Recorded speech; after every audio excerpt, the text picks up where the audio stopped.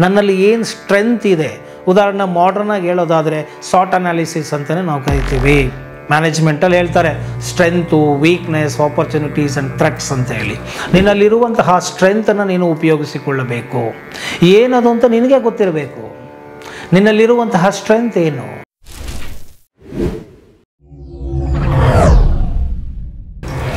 ನಮಸ್ಕಾರ ವೀಕ್ಷಕರೇ, ನಾನು ನಿಮ್ಮ ಮಂಜುನಾಥ್, ವಕೀಲರು ಮತ್ತು ಅಧ್ಯಾತ್ಮ ಚಿಂತಕರು. ಅಂತರ್ಯಾಮಿ ಹೊಸ ಚಾನಲ್ಲಿಗೆ ಸ್ವಾಗತ. ಕಳೆದ ಒಂದು ಸಂಚಿಕೆಗಳಲ್ಲಿ ಸನಾತನ ಧರ್ಮದ ಹಲವಾರು ವಿಚಾರಗಳನ್ನು ತಿಳಿಸಿಕೊಟ್ಟಿದ್ದಾಯಿತು.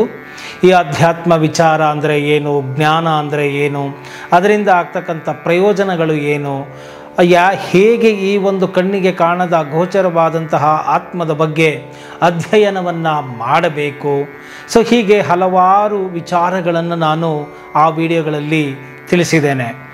ಇನ್ನು ಈ ಒಂದು ಅಧ್ಯಾತ್ಮ ಜ್ಞಾನ ತಿಳಿದ ಮೇಲೆ ನಮಗೆ ಆಗ್ತಕ್ಕಂಥ ಬಹಳ ಮುಖ್ಯವಾದಂತಹ ಪ್ರಯೋಜನ ಏನು ಎಂಬುದರ ಬಗ್ಗೆ ಇವತ್ತು ನಾನು ಮಾತನಾಡ್ತೇನೆ.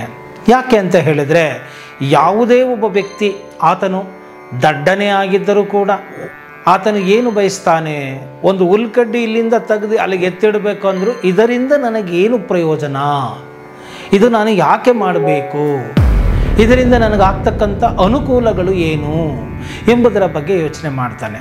ಅಂಥದ್ರಲ್ಲಿ ಹೀಗೆ ಈ ಒಂದು ಅಧ್ಯಾತ್ಮ ಜ್ಞಾನವನ್ನು ನಾವು ವರ್ಷಾನುಗಟ್ಟಲೆ ಅಧ್ಯಯನವನ್ನು ಮಾಡಬೇಕು ಅಥವಾ ಸಾಧನೆಯನ್ನು ಮಾಡಬೇಕು, ಸಿದ್ಧರಾಗಬೇಕಾಗಿದ್ದೇ ಆದಲ್ಲಿ ಹಲವಾರು ವಿಚಾರಗಳನ್ನು ಅರಿಯುವ ಮುಖಾಂತರ ಅಥವಾ ಹಲವಾರು ಮಾರ್ಗಗಳ ಮುಖಾಂತರ ನಾವು ಸಾಧನೆಯ ಮಜಲನ್ನು ಒಂದೊಂದೇ ಮೆಟ್ಟಿಲುಗಳನ್ನಾಗಿ ಏರಿ ಹೋಗಬೇಕು ಅಂತ ಹೇಳಿ ನಾವು ಹೇಳೋದಾದರೆ, ಇದರಿಂದ ಆಗ್ತಕ್ಕಂತಹ ಪ್ರಯೋಜನಗಳು ಏನು, ಉಪಯೋಗಗಳು ಏನು, ಯಾಕೆ ಈ ಅಧ್ಯಾತ್ಮ ಜ್ಞಾನ ಮನುಷ್ಯನಿಗೆ ಬೇಕು ಅಂತ ಇವತ್ತು ನಾನು ಹೇಳ್ತಾ ಹೋಗ್ತೇನೆ.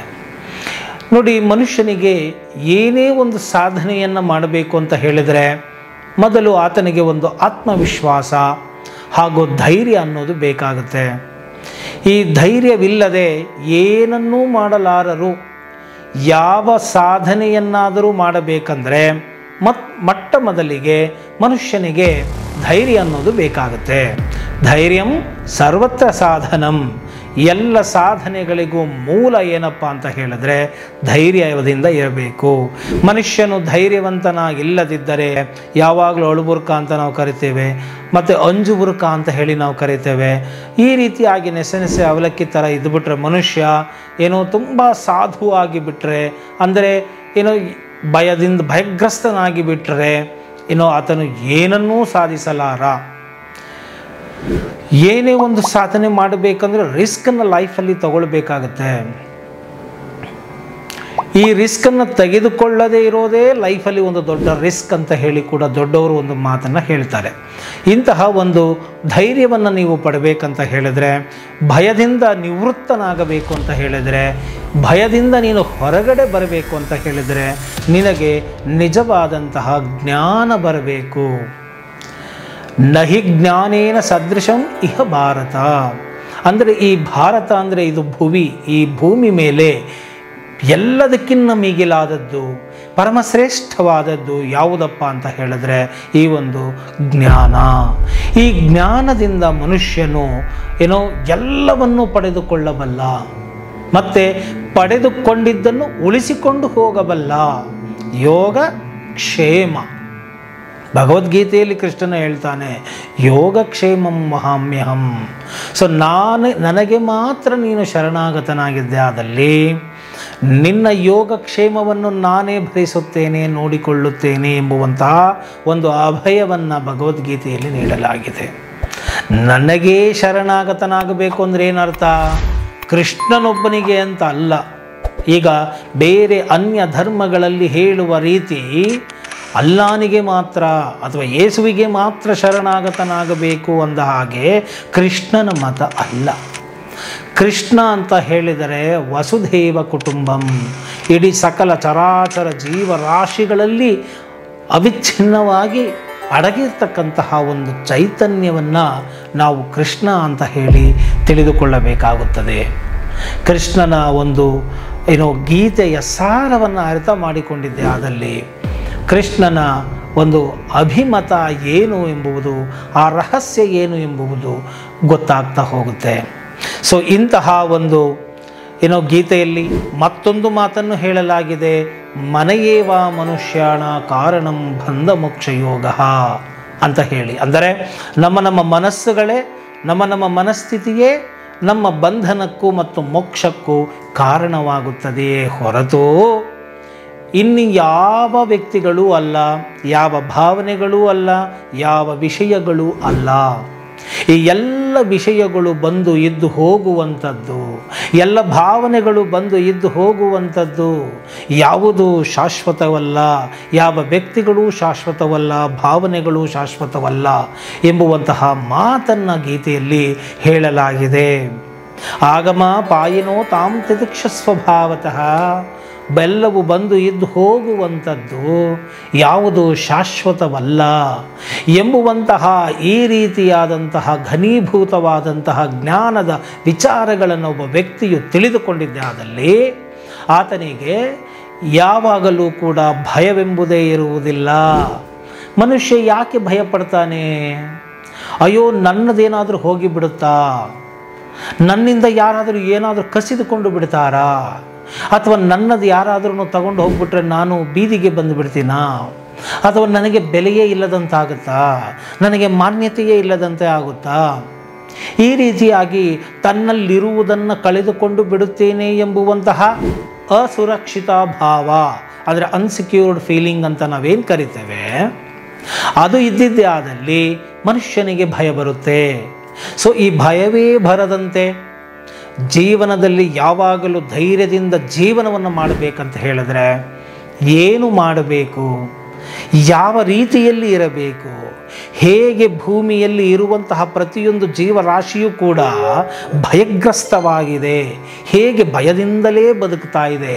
ಆದರೆ ಯಾರೋ ಒಬ್ಬ ವ್ಯಕ್ತಿ ಮಾತ್ರ ಈ ಭಯವನ್ನು ಮೀರಿರುವ ವ್ಯಕ್ತಿಯಾಗಿದ್ದಾನೆ. ಆ ವ್ಯಕ್ತಿ ಯಾರು ಅಂತಲೇ ಇವತ್ತಿನ ವಿಡಿಯೋದಲ್ಲಿ ಹೇಳಲಿಕ್ಕೆ ನಾನು ಹೋಗ್ತಾ ಇರ್ತಕ್ಕಂಥದ್ದು. ನೀವು ಆ ಎಲ್ಲ ಲಕ್ಷಣಗಳನ್ನು, ಗುಣಗಳನ್ನು ನಿಮ್ಮ ಜೀವನದಲ್ಲಿ ಅಳವಡಿಸಿಕೊಂಡ್ರೆ ನೀವು ಕೂಡ ಹೀಗೆ ಭಯವೇ ಇಲ್ಲದಂತೆ ನಿರ್ಭೀತಿಯಿಂದ ನೀವು ಭಯಮುಕ್ತರಾಗಿ, ಧೈರ್ಯಶಾಲಿಗಳಾಗಿ, ಧೈರ್ಯವಂತರಾಗಿ ನೀವು ನಿಮ್ಮ ಸಾಧನೆಯ ಮಜಲನ್ನು ಮುಟ್ತೀರಾ ಅಂತ ಹೇಳಲಿಕ್ಕೆ ನಾನಿಲ್ಲಿ ಬಯಸ್ತೇನೆ. ನೋಡಿ, ನಮ್ಮಲ್ಲಿ ಭರ್ತೃಹರಿ ಎಂಬುವಂತಹ ಒಬ್ಬ ಋಷಿ, ಮುನಿ, ತಪೋಮುನಿಗಳು ಒಂದು ಗ್ರಂಥವನ್ನು, ಪುಸ್ತಕವನ್ನು ಬರೆದಿದ್ದಾರೆ. ಅದು ವೈರಾಗ್ಯ ಶತಕ ಅಂತ ಹೇಳಿ ಆ ಪುಸ್ತಕದ ಹೆಸರು.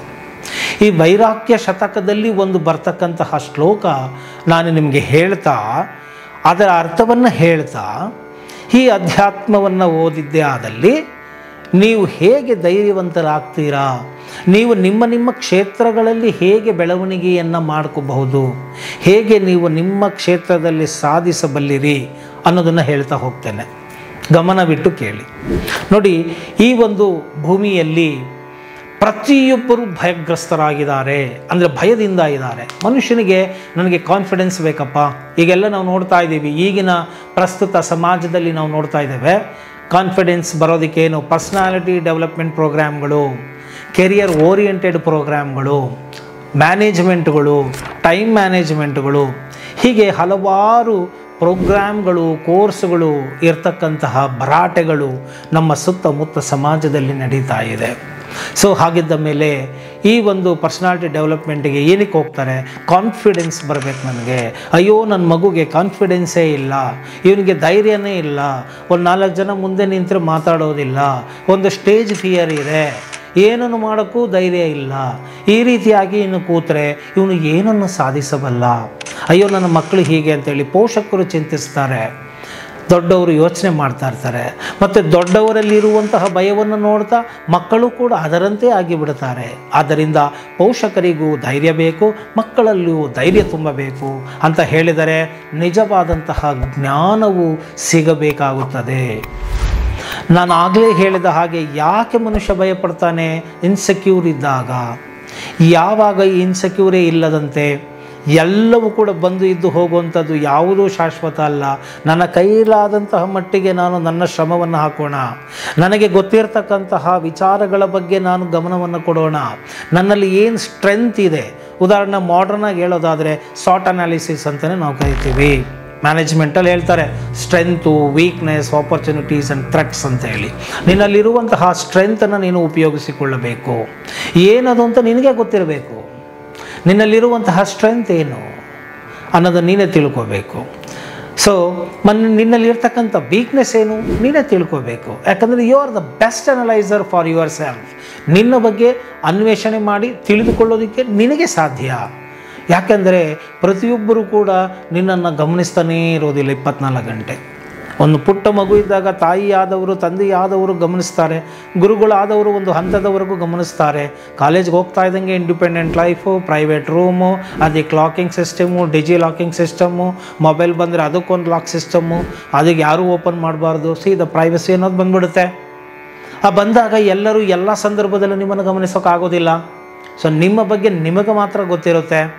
ಆದ್ದರಿಂದ ನಿಮ್ಮಲ್ಲಿರ್ತಕ್ಕಂಥ ಸ್ಟ್ರೆಂತ್ ಏನು, ವೀಕ್ನೆಸ್ ಏನು ಮತ್ತು ಆಪರ್ಚುನಿಟೀಸ್ ಏನಿದೆ, ನಿಮಗಿರ್ತಕ್ಕಂಥ ಅವಕಾಶಗಳೇನು, ಅಥವಾ ಈಗ ದೇವರು ನಿಮಗೆ ಕೊಟ್ಟಿರುವಂಥ ಅವಕಾಶ ಏನು, ಈ ಅವಕಾಶವನ್ನು ನಾನು ಹೇಗೆ ಬಳಕೆ ಮಾಡ್ಕೋಬೇಕು, ಹೇಗೆ ನಾನು ಮುಂದಕ್ಕೆ ಬರಬೇಕು ಅನ್ನೋದನ್ನು ನೋಡಬೇಕು. ಮತ್ತು ನನಗಿರ್ತಕ್ಕಂಥ ಥ್ರೆಟ್ಸ್ ಏನು, ಭಯ ಏನು, ಈ ಭಯದಿಂದ ನಾನು ಹೊರಗಡೆ ಬರೋದೇನು, ಇದನ್ನು ತಿಳಿಸ್ತಕ್ಕಂಥದ್ದೇ ಸಾಟ್ ಅನಾಲಿಸಿಸ್ ಅಂತ ನಾವು ಮ್ಯಾನೇಜ್ಮೆಂಟಲ್ಲಿ ಹೇಳ್ತೇವೆ.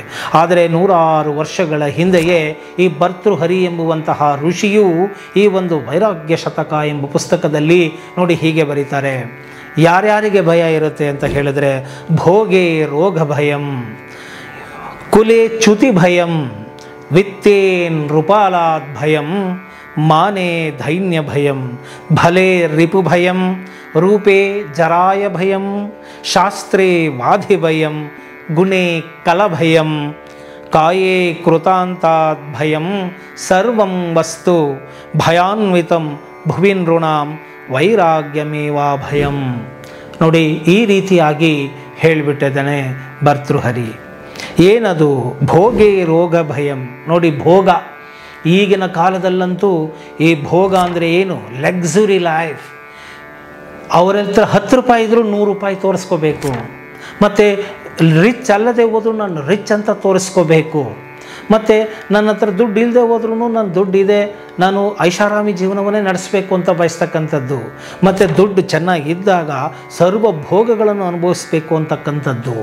ಹೀಗೆ ಭೋಗದ ಜೀವನ, ಕಣ್ಣಿಗೆ ಕಂಡದ್ದನ್ನು ನೋಡೋದು, ಕಣ್ಣಿಗೆ ಕಂಡಿದ್ದನ್ನು ತಿನ್ನೋದು, ಕಣ್ಣಿಗೆ ಕಂಡಿದ್ದನ್ನು ಮಾಡೋದು, ಮನಸ್ಸು ಕೇಳಿದಂತೆಲ್ಲ ಮಾಡೋದು, ಯಾವುದಕ್ಕೂ ಒಂದು ಇತಿಮಿತಿಗಳು ಇಲ್ಲದೆ ಇರತಕ್ಕಂಥದ್ದು, ಬೌಂಡ್ರಿ ಇಲ್ಲದೆ ಇರತಕ್ಕಂಥದ್ದು, ಏನೋ ಮನಸ್ಸು ಕೇಳಿದ್ದನ್ನೆಲ್ಲ ಖುಷಿಪಡಿಸ್ತಕ್ಕಂಥದ್ದು, ಹೆಣ್ಣು ಹೊನ್ನು ಮಣ್ಣು ಅದಕ್ಕೆ ಇತಿಮಿತಿಯೇ ಇಲ್ಲದೆ ಇರತಕ್ಕಂಥದ್ದು, ಎಲ್ಲವನ್ನು ಭೋಗಿಸಬೇಕು. ಸೊ ಎಲ್ಲ ಸುಂದರವಾಗಿರೋ ಹೆಣ್ಣುಗಳನ್ನು ಭೋಗಿಸಬೇಕು ಎಂಬುವಂತಹ ಒಂದು ಬಯಕೆ ಯಾರಿಗಿರುತ್ತೆ, ಕಾಮುಕನಿಗೆ ಇರುತ್ತೆ. ಮತ್ತು ಜಗತ್ತಿನಲ್ಲಿರುವಂತಹ ಎಲ್ಲ ಅಷ್ಟೈಶ್ವರ್ಯಗಳನ್ನು ನಾನು ಸಂಪಾದಿಸಬೇಕು ಯಾರಿಗಿರುತ್ತೆ, ಯಾರಿಗೆ ಹಣದ ಮೇಲೆ ಮೋಹ ಇರುತ್ತೋ ಅವನಿಗಿರುತ್ತೆ. ಬಿಲ್ಡಿಂಗಿನ ಮೇಲೆ ಬಿಲ್ಡಿಂಗು, ಪ್ರಾಪರ್ಟಿ ಮೇಲೆ ಪ್ರಾಪರ್ಟಿ ಮಾಡಬೇಕು ಅಂತಕ್ಕಂತಹ ಮೋಹ ಇರುತ್ತೆ. ಸೊ ಇದು ಎಲ್ಲವೂ ಕೂಡ ಮೋಹದಿಂದ ಕೂಡಿದ್ದು. ಮತ್ತು ಈ ಒಂದು ಭೋಗದ ಜೀವನವನ್ನು ನಡೆಸ್ತಾರೆ ಯಾರು, ದುಡ್ಡು ಇರ್ತಕ್ಕಂಥವರು. ಈ ಭೋಗದ ಜೀವನಕ್ಕೆ ಹೋದಾಗ ಏನಾಗುತ್ತೆ, ಯಾವುದೇ ಶಿಸ್ತುಬದ್ಧವಾದಂತಹ ಜೀವನ ಇಲ್ಲದೆ ಇರೋದರಿಂದ ಅತಿ ಮೀರಿ ನಡೆದುಕೊಂಡಾಗ, ಅತಿಯಾದರೆ ರತಿಯು ಸಪ್ಪೆ ಅಂತ ಹೇಳ್ತಾರೆ, ಅತಿಯಾದರೆ ಅಮೃತವು ವಿಷ ಅಂತ ಹೇಳ್ತಾರೆ. ಹಾಗೆ ಯಾವುದೇ ಅತಿ ಆದರೆ ಏನಾಗುತ್ತೆ, ಅದು ರೋಗಗ್ರಸ್ತವಾಗುತ್ತೆ. ಅಂದರೆ ಈ ಭೋಗದ ಜೀವನವನ್ನು ನಡೆಸಿದರೆ, ಮಿತಿ ಇಲ್ಲದಂತೆ ಹೋದರೆ ಅವರು ಕೊನೆಗೆ ರೋಗಕ್ಕೆ ತುತ್ತಾಗಬೇಕಾಗತ್ತೆ. ಸೊ ಭೋಗಿ ರೋಗಿ ಭಯಂ ಅಂದರೆ ಯಾರು ಭೋಗಿಯನ್ನು ಮಾಡ್ತಾ ಇರ್ತಾನೋ ಅವನಿಗೆ ಅಳುಕಿರುತ್ತೆ, ಅರೆ ನಾನು ಹಿಂಗೆ ಮಾಡಿಬಿಟ್ಟಿದ್ದೀನಿ, ಈ ರೀತಿ ಆಗಿದೆ, ನಾಳೆ ನನಗೇನಾದ್ರೂ ಕಾಯಿಲೆ ಆಗಿಬಿಡುತ್ತಾ, ರೋಗ ಬಂದ್ಬಿಡುತ್ತಾ ಅನ್ನೋ ಭಯದಲ್ಲೇ ಬದುಕ್ತಾ ಇರ್ತಾನೆ. ಇನ್ನು ಕುಲೆ ಚ್ಯುತಿ ಭಯಂ ಅಂದರೆ, ಕುಲಿ ಅಂದರೆ ಏನು, ನಾನು ಇಂಥ ಕುಲ, ನಾನು ಇಂತಹ ವಂಶದವನು, ನನ್ನ ಮನೆಯ ಮರ್ಯಾದೆ ಇಂಥದ್ದು, ನನ್ನ ಮನೆತನದ ಗೌರವ ಇಂಥದ್ದು, ನಾನು ಇದಕ್ಕೆ ಚ್ಯುತಿ ಬರದಂತೆ ನಡ್ಕೊಳ್ಬೇಕು, ಇಲ್ಲದೆ ಹೋದರೆ ಕಷ್ಟ ಆಗುತ್ತೆ, ಇಡೀ ಕುಟುಂಬ ನನ್ನನ್ನು ಬಹಿಷ್ಕಾರ ಹಾಕುತ್ತೆ, ನನ್ನನ್ನು ದೂರ ತಳ್ಳುತ್ತೆ, ಈ ರೀತಿಯಾಗಿ ಯೋಚನೆ ಮಾಡ್ತಕ್ಕಂಥದ್ದು ಕುಲೆ ಚ್ಯುತಿ ಭಯಂ. ಅಂದರೆ ಎಷ್ಟು ಕಡೆ ನಾವು ನೋಡ್ತಾ ಇರ್ತೇವೆ.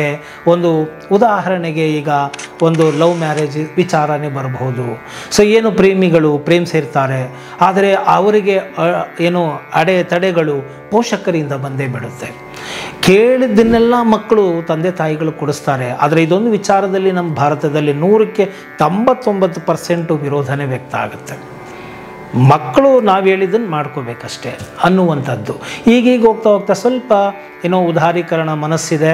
ಸೊ ಪ್ರಾಕ್ಟಿಕಲ್ ಆಗಿ ಯೋಚನೆ ಮಾಡ್ತಾ ಇದ್ದಾರೆ, ತಗೊಳ್ತಾ ಇದ್ದಾರೆ ಫ್ರೆಂಡ್ಲಿ ಆಗಿ. ಆದರೆ ಈ ಒಂದು ಯಾರೋ ಜೊತೆ ಓಡೋದಾ ಅಥವಾ ಈಕೆ ಯಾರೋ ಜೊತೆ ಓಡೋದ್ಲು, ನನ್ನ ಮನೆಯ ಮರ್ಯಾದೆಯನ್ನು ಕಳೆದು ಬಿಟ್ಲು, ಘನತೆಯನ್ನು ಕಳೆದು ಬಿಟ್ಲು, ನಾವು ತಲೆ ಎತ್ತಿ ಓಡಾಡೋಂಗಿಲ್ಲ, ನಮ್ಮ ಮರ್ಯಾದೆ ಹೋಯಿತು ಅಂತ ಹೇಳಿ ಈ ರೀತಿಯಾಗಿ ಯೋಚನೆ ಮಾಡ್ತಕ್ಕಂಥದ್ದು.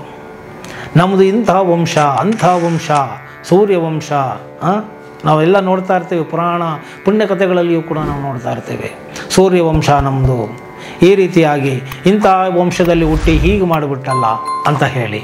ಸೊ ಕುಲೆ ಚ್ಯುತಿ ಭಯಂ ನೋಡ್ಕೊಳ್ಬೇಕಾಗ್ತದೆ. ನೋಡಿ, ಕುಂತಿ ಒಂದು ಒಳ್ಳೆಯ ಉದಾಹರಣೆ ಆಗ್ತಾಳೆ ಇಲ್ಲಿ. ತಾನು ತಪಸ್ಸು ಮಾಡಿ ದೇವರಿಂದ ಪಡೆದಂತಹ ವರದ ಪ್ರಸಾದವಾಗಿ ಪರೀಕ್ಷೆ ಮಾಡಲಿಕ್ಕಾಗಿ ಮಂತ್ರವನ್ನು ಹೇಳಿದಾಗ ಹುಟ್ಟಿದಂಥವನು ಕರ್ಣ.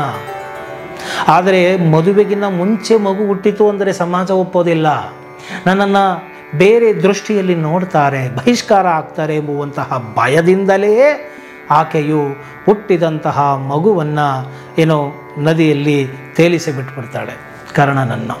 ಅಂದರೆ ಈ ಕುಲೆ ಅಂದರೆ ಅಷ್ಟು ಮಹಾರಾಣಿಯೇ ಆಗಿದ್ದರೂ ಕೂಡ ಈ ಕುಲದ ಈ ಒಂದು ಗೌರವದ ಒಂದು ಭಯದಲ್ಲಿ ಆಕೆ ಆ ಒಂದು ಕೃತ್ಯವನ್ನು ಮಾಡಿಬಿಡ್ತಾಳೆ.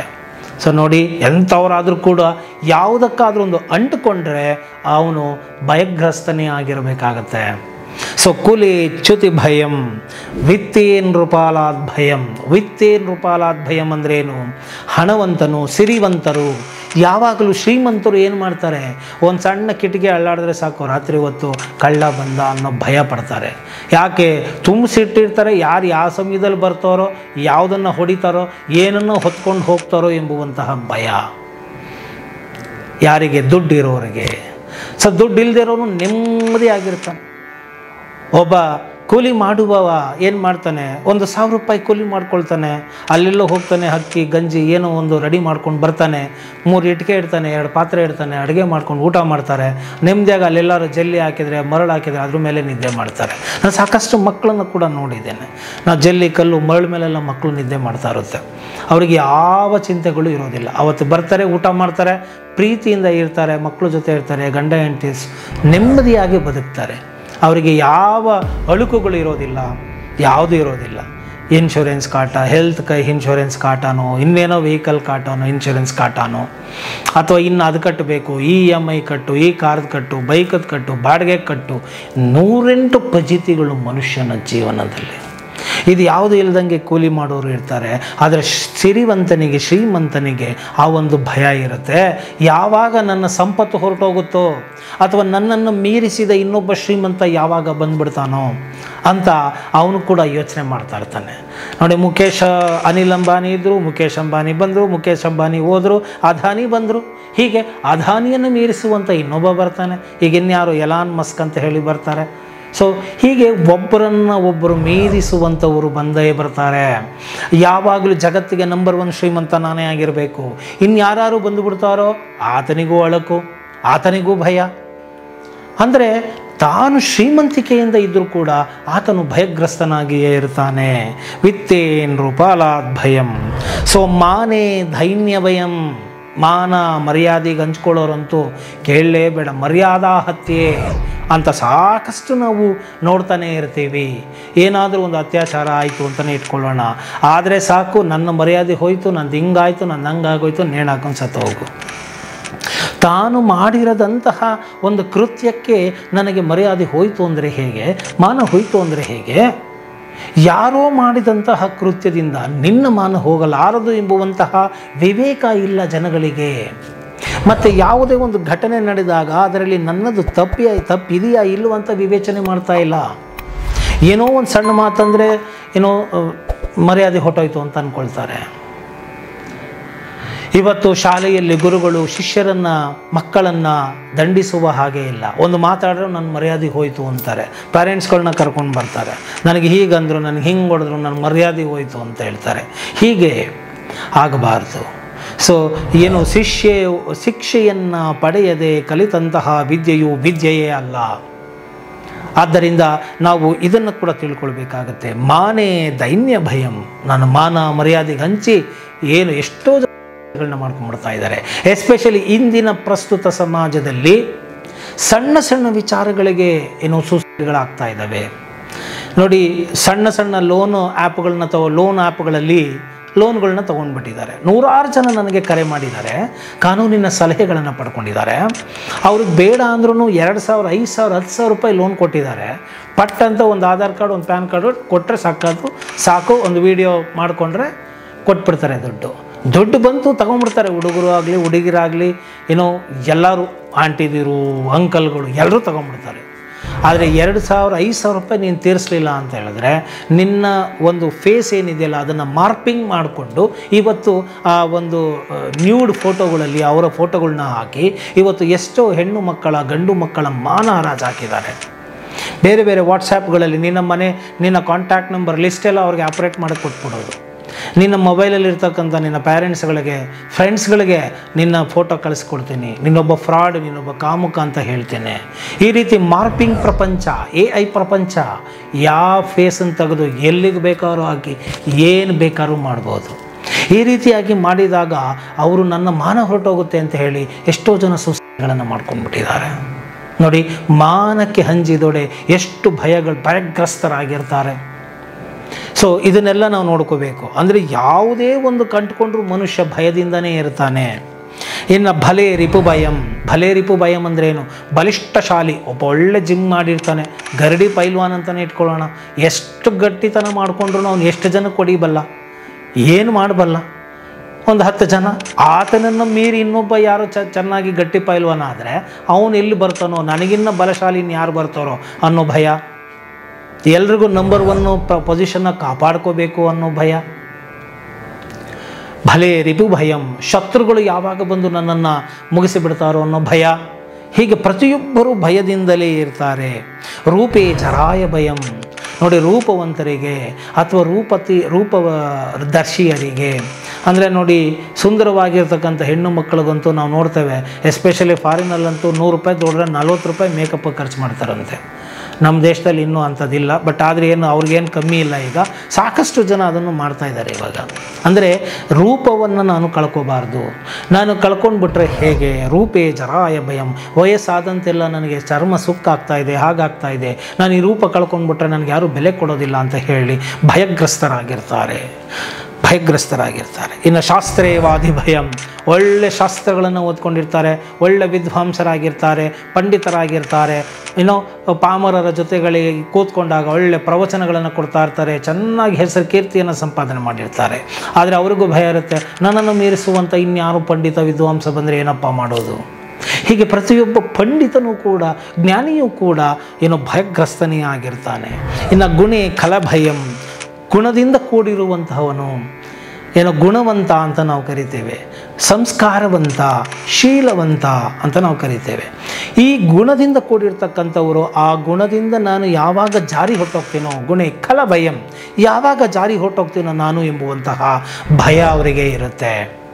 ಸೊ ಪ್ರತಿಯೊಬ್ಬರೂ ಕೂಡ ಕಾಯೇ ಕೃತಾಂತಾತ್ ಭಯಂ, ಪ್ರತಿಯೊಬ್ಬರೂ ಕೂಡ ಏನನ್ನೇ ಪಡೆದಿದ್ದರೂ ಕೂಡ, ಒಂದೊಂದರಲ್ಲಿ ಅವರು ಎಕ್ಸ್ಪರ್ಟ್ಗಳಾಗಿದ್ದರು ಕೂಡ ನೋಡಿ, ರೂಪವತಿಯರಾಗಿದ್ದರು, ಶಾಸ್ತ್ರ ಪಂಡಿತರಾಗಿದ್ದರು ಕೂಡ, ಏನೋ ಮಾನವನ್ನು ಹೊಂದಿರತಕ್ಕಂಥವರಾಗಿರಬಹುದು, ಮತ್ತು ಹಣವಂತರಾಗಿರಬಹುದು, ಬಲಿಷ್ಠವಂತರಾಗಿರಬಹುದು, ಕುಲವಂತರಾಗಿರಬಹುದು, ಭೋಗವಂತರು, ಶ್ರೀಮಂತರೇ ಆಗಿರಬಹುದು.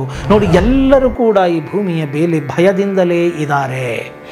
ಎಲ್ಲರಿಗೂ ಕೂಡ ಯಾವಾಗ ಇದು ಕಳೆದೋಗುತ್ತೋ, ಹೊಟ್ಟೋಗುತ್ತೋ, ಇನ್ಸೆಕ್ಯೂರ್ಡ್, ಮತ್ತು ಅದನ್ನು ಕಾಪಾಡ್ಕೋಬೇಕು ಅಂತಕ್ಕಂತಹ ಒಂದು ಹೋರಾಟ, ಚೀರಾಟ, ಇದರಲ್ಲೇ ಜೀವನವನ್ನು ಸಾಗಿಸ್ತಾ ಇರ್ತಾರೆ. ಹೀಗೆ ಪ್ರತಿಯೊಬ್ಬರು ಕೂಡ ಈ ಭೂಮಿ ಮೇಲೆ ಇರುವಂತಹ ಪ್ರತಿಯೊಬ್ಬರು ಕೂಡ ಹೋರಾಟವನ್ನು ಮಾಡ್ತಾ ಇದ್ದಾರೆ, ಭಯಗ್ರಸ್ತರಾಗಿದ್ದಾರೆ. ಏನೋ ಕಾಯೇ ಕೃತಾಂತಾತ್ ಭಯಂ ಸರ್ವಂ ವಸ್ತು ಭಯಾನ್ವಿತಂ ಭುವಿನ್ ಋಣಾಂ ವೈರಾಗ್ಯಮೇವ ಭಯಂ. ಅಂದರೆ ವಿರಾಗಿಯೊಬ್ಬನೇ ಈ ಒಂದು ಭಯದಿಂದ ಮುಕ್ತನಾಗಿರುವಂತಹ ವ್ಯಕ್ತಿ. ನೋಡಿ ಎಷ್ಟು ಚೆನ್ನಾಗಿ ಹೇಳಿಬಿಟ್ರು. ವೈರಾಗ್ಯವನ್ನು ಹೊಂದಿರತಕ್ಕಂತಹವನು ಅಂದರೆ ವಿರಾಗಿಯಾಗಿರ್ತಕ್ಕಂತಹವನು ಮಾತ್ರವೇ ಈ ಒಂದು ಭಯದಿಂದ ಆಚೆ ಇರಬಲ್ಲ, ಭಯದಿಂದ ಮುಕ್ತನಾಗಬಲ್ಲ, ಭಯವನ್ನು ಮೀರಿದವನಾಗಬಲ್ಲ. ಆದ್ದರಿಂದ ಅಂತಹ ವಿರಾಗಿಗಳಿಗೆ, ವೈರಾಗ್ಯವನ್ನು ಹೊಂದಿರತಕ್ಕಂಥವರಿಗೆ, ಸನ್ಯಾಸಿಗಳಿಗೆ, ಏನೋ ನಿಜವಾದಂತಹ ಒಂದು ವಿರಾಗವನ್ನು ಹೊಂದಿರತಕ್ಕಂಥವರಿಗೆ. ವಿರಾಗ ಅಂದ್ರೇನು? ರಾಗ ಅಂದರೆ ಏನು? ರಮಿಸುವುದು. ಯಾರು ವಿರಾಗ ರಮಿಸುವುದರಲ್ಲಿ ಯಾರು ವಿಮುಖರಾಗಿದ್ದಾರೋ ಅವರೇ ವಿರಾಗಿಗಳು. ಅಂಥವರು ಮಾತ್ರ ಭಯದಿಂದ ಮುಕ್ತರಾಗಿ ಧೈರ್ಯವಂತರಾಗಿ ಇರಬಲ್ಲರು. ಯಾವುದೇ ಅವರಿಂದ ಹೋದರೂ ಕೂಡ ಅವರು ಯಾವುದಕ್ಕೂ ತಲೆ ಕೆಡಿಸಿಕೊಳ್ಳದೆ ಸದಾ ಹಸನ್ಮುಖರಾಗಿ ಅವರು ಇರ್ತಾರೆ, ಸಂತೋಷದಿಂದ ಇರ್ತಾರೆ. ಮತ್ತು ಅವರಿಗೆ ಗೊತ್ತಿರುತ್ತೆ ಸಚ್ಚಿದಾನಂದ ಸ್ವರೂಪಿ ಘನ ನಾವಾಗಿದ್ದೀವಿ ಅಂತ. ನಮ್ಮ ಸ್ವರೂಪ ಏನು? ಸತ್, ಚಿತ್ತು ಮತ್ತು ಆನಂದ ಸ್ವರೂಪ, ಸಚ್ಚಿದಾನಂದ ಸ್ವರೂಪ ನಾವಾಗಿದ್ದೇವೆ ಅನ್ನುವುದನ್ನು ಯಾರು ಅರಿತಿರ್ತಾರೋ, ಯಾರು ತಿಳ್ಕೊಂಡಿರ್ತಾರೋ, ಯಾರು ಈ ಜ್ಞಾನವನ್ನು ಪಡ್ಕೊಂಡಿರ್ತಾರೋ, ಇದನ್ನು ಅನುಭವಿಸಿರ್ತಾರೋ, ಇದನ್ನು ಅನುಭವಕ್ಕೆ ತಂದುಕೊಂಡಿರ್ತಾರೋ ಆತ ಮಾತ್ರ ಈ ಭೂಮಿ ಮೇಲೆ ಧೈರ್ಯದಿಂದ ಇರಬಲ್ಲ ಮತ್ತು ಏನೋ ವಿರಾಗಿಯಾಗಬಲ್ಲ ಮತ್ತು ಭಯದಿಂದ ವಿಮುಖನಾಗಬಲ್ಲ ಎಂಬುವಂತಹ ಮಾತನ್ನು ಭರ್ತೃಹರಿಯು ಈ ಒಂದು ವೈರಾಗ್ಯ ಶತಕದಲ್ಲಿ ತಿಳಿಸ್ತಾನೆ. ನೋಡಿ, ಇಂತಹ ಒಂದು ಅದ್ಭುತವಾದಂತಹ ಜ್ಞಾನವನ್ನು ನಮಗೆ ಆತ ನೀಡಿದ್ದಾನೆ. ಇದು ಇಂತಹ ಒಂದು ಧೈರ್ಯ ನಮಗೆ ಅಧ್ಯಾತ್ಮ ಜ್ಞಾನದಿಂದ ಲಭಿಸ್ತಾ ಹೋಗುತ್ತೆ. ನೋಡಿ, ಸತ್ಯ ಅಸತ್ಯಗಳ ವಿವೇಚನೆ, ನಿತ್ಯ ಮತ್ತು ಅನಿತ್ಯಗಳ ವಿವೇಚನೆ, ಶಾಶ್ವತ ಅಶಾಶ್ವತ ವಸ್ತುಗಳ ವಿವೇಚನೆ, ವಿವೇಕ, ಇದೆಲ್ಲವನ್ನು ಪಡೆದುಕೊಂಡಿದ್ದೇ ಆದಲ್ಲಿ ಖಂಡಿತವಾಗಿಯೂ ಕೂಡ ಆತ ಭಯಮುಕ್ತನಾಗಿ ಧೈರ್ಯದಿಂದ ಇರಬಲ್ಲ. ಅಂತಹ ಜ್ಞಾನವನ್ನು ಈ ಒಂದು ಅಧ್ಯಾತ್ಮ ವಿಚಾರಗಳು ಕೊಡ್ತಾ ಹೋಗುತ್ತೆ. ನಮ್ಮ ಸನಾತನ ಧರ್ಮ ಕೊಡ್ತಾ ಹೋಗುತ್ತೆ, ಎಲ್ಲವನ್ನು ವಿವರವಾಗಿ ಹೇಳ್ತಾ ಹೋಗುತ್ತೆ. ಎಲ್ಲವನ್ನು ಕೂಡ ಒಂದೊಂದೇ ವಿಡಿಯೋದಲ್ಲಿ ಹೇಳ್ತಾ ಹೋಗ್ತಾನೆ. ಈ ವಿಡಿಯೋ ನಿಮಗೆ ಇಷ್ಟ ಆಗಿದ್ದೇ ಆದಲ್ಲಿ ಏನೋ ಮರೆಯದ ಹಾಗೆ ಲೈಕ್ ಕೊಡಿ ಹಾಗೂ ಇತರರಿಗೂ ಕೂಡ ಶೇರ್ ಮಾಡಿ.